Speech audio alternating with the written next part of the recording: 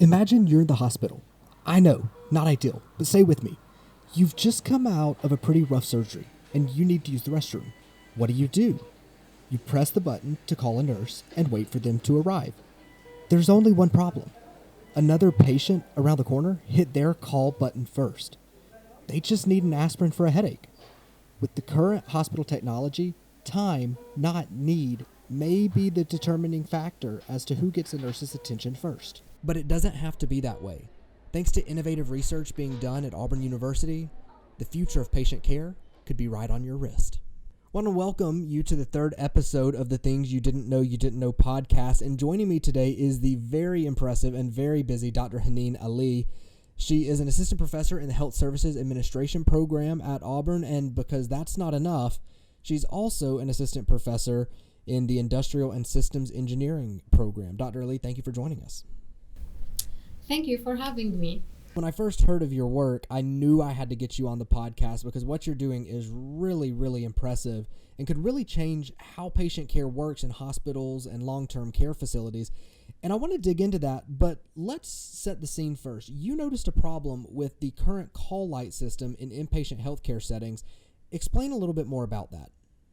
So let's first define what is the call light system. The call light system is a bedside button that patients use to notify nurses about their needs or perceived needs whenever they need the nurse attention. So they press a button next to their beds, and a notification will be sent to the nurse's station notifying them that this patient in this room needs attention or has a need. However, the call light system was described in literature as patients' lifeline because it is the major communication device or the major communication way that patients use to notify the medical staff or their care team about their needs. However, with how much important is the call light is to communicate patients' need, it was found that call lights are associated with many ergonomic issues and usability challenges, like lack of prioritization, lack of directional information. In some settings in healthcare, such as nursing homes, call lights are associated with more major usability issues, such as noise. Systems are kind of old because of lack of resources in those settings. So the system can handle only one alarm. So if there is another alarm or if there is a new alarm, this can override the old alarm. There is no feedback information or feedback about a previous alarm. So there's clearly a problem with the current system. Tell me about the solution that you've come up with to tackle this. Many technologies became available not only in healthcare but in all the other industries, and the main goal of introducing technologies is to reduce cost and also improve quality. For call light system, we did a previous work with nursing home settings where we designed a smart communication system for residents of nursing homes and nursing staff in order to replace the traditional call light system. And hospital settings was always a future work to me. Until I was in one of the conferences. I was attending a conference and I was in a hotel room where Alexa was employed in the room. So whenever, for example, the guest needs a towel, he'll say, "Alexa, can I have a towel?" 5 minutes later, someone will be knocking on the door, bringing the towel.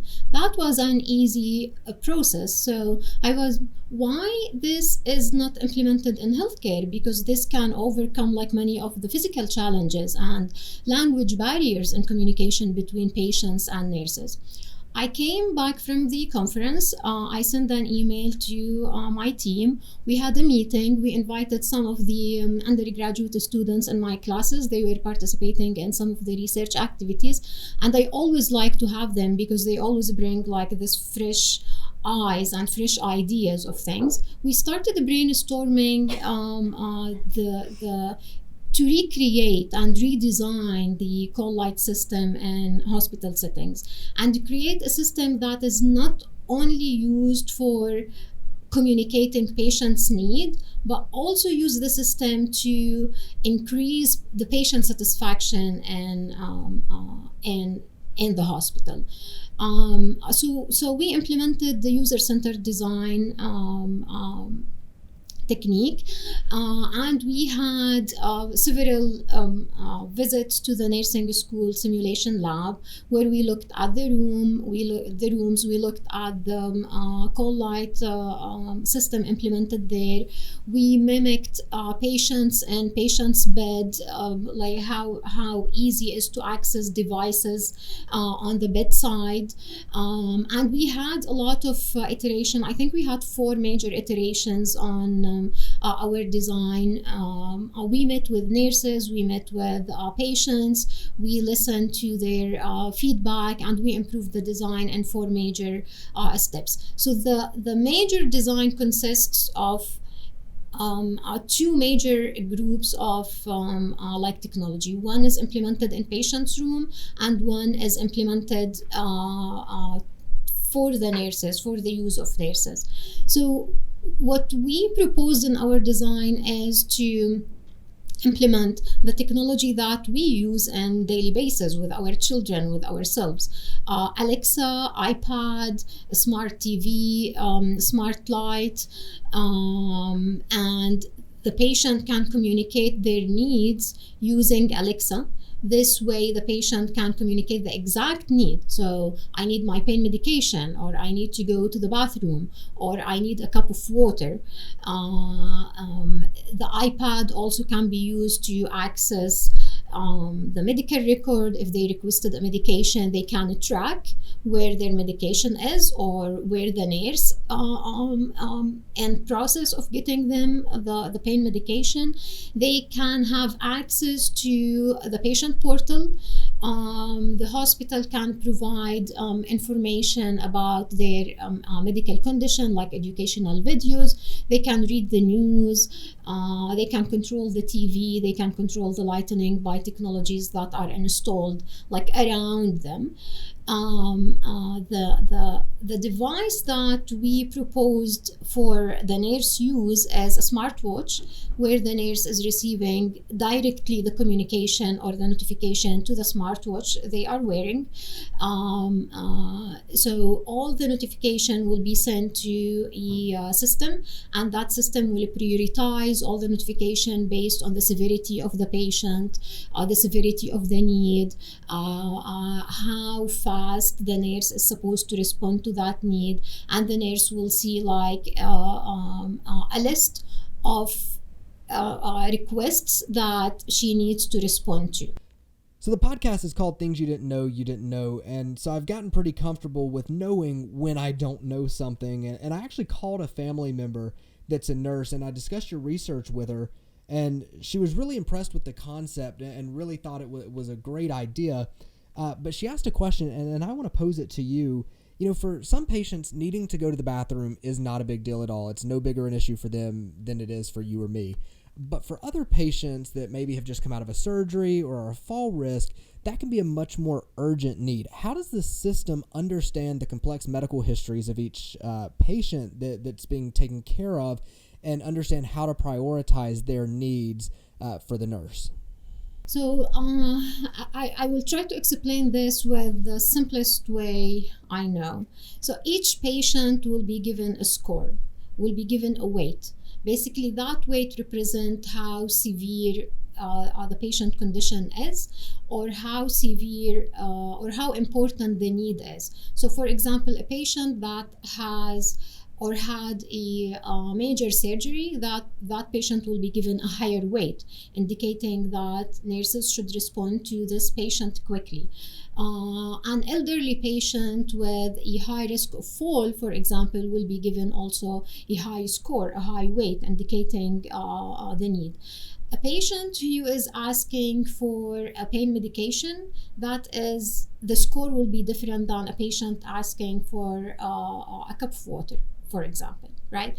So all those variables, in addition to the location of the nurse that we will know because of the smartwatch they are wearing. All those variables, in addition to the location of the nurse, the expected number of steps the nurse has to do, will be entered into a algorithm, and using a simulation model, the nurse will receive a list of requests like a queue. You have to respond to this patient first, and then you have to respond to this patient first, including like the severity of patient's condition. And so what I think is neat is this really innovative approach to patient care that we're talking about is not just an idea. You've actually developed a prototype and tested it in a simulated environment. Tell me about that. So we designed a system. We designed and we built and we tested a similar system to nursing home settings. That system was intended to replace the traditional call light system. We simulated a setting in the university where we used like different rooms, and we mimicked kind of a nursing home unit.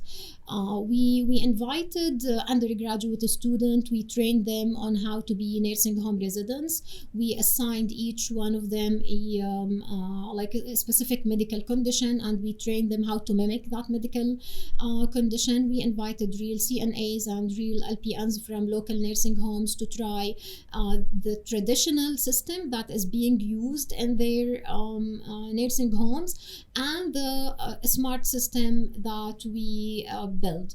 So we had a high fidelity prototype for our system, and they tested both. We collected information related to like number of steps nurses had to do, response time, overall satisfaction, how easy was for them to finish the task, how easy was for them, or the perception of easiness of using that system. Obviously, you collected a ton of data during those trials. What did it show you? Did it kind of articulate that need for something like this to really change that entire system in healthcare settings?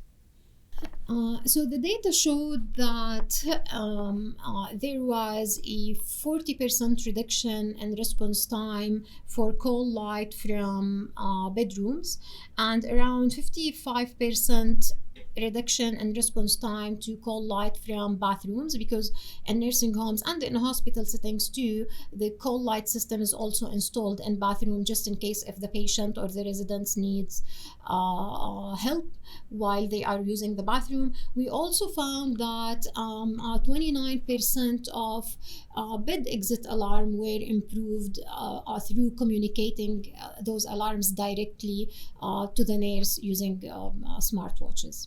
So when you ran that trial with nurses and CNAs, you were actually able to pick up a couple of ideas to be able to incorporate that back into your study. Tell me a little bit more about that.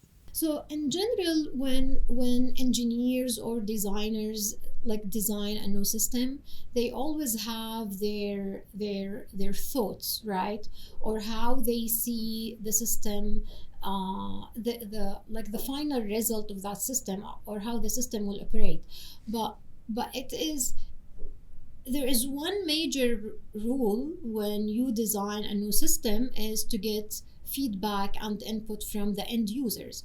It's like at the end of the day, it's not going to be me who's gonna use that system in order to do my job. It's going to be nurses or CNAs or LPNs or patients. So it is important always to get feedback from the end users in order to be able to identify all the challenges they are facing and propose features and functions to overcome those challenges, and provide them with a quality product that satisfy their needs at the end of the day. This is all so incredibly interesting, but I want to know from you now, what's next? You've done all of these prototypes and trials and done this iterative process working on this project. So help us understand what comes next in your research. So the next step, we are currently building a high fidelity prototype, and we have support from the nursing school to use the nursing school simulation lab to test that system. And we are going to follow the same steps we did with the previous design. We are going to recruit students, train the students how to mimic patients, and then we're going to recruit nurses or maybe nursing students and ask them to try the traditional system and the smart system and collect different measures in order to evaluate the smart system. Well, Dr. Ali, I want to thank you so much for joining us. I think this was a really interesting conversation for our listeners to get to join us on, and I really look forward to seeing where your research goes from here. For all of our listeners, make sure you hit the subscribe button on whatever podcast platform you're listening on so that you never miss an episode of the Things You Didn't Know podcast. Also, while you're there, hit that 5-star button. It helps us more than you know. We look forward to seeing you next time on the Things You Didn't Know podcast.